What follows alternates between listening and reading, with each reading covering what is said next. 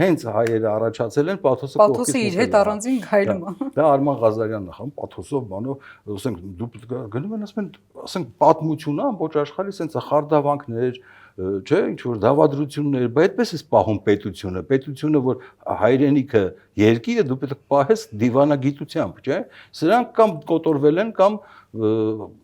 պարտվել են ու այդ ամեն ինչը բոլոր պարտությունները իրանք գունավորել են այդ պաթոսով, նահատակվել է հերոսություն չի։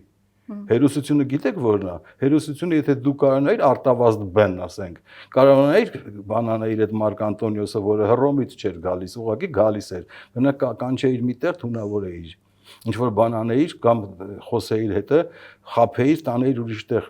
մի խոսքով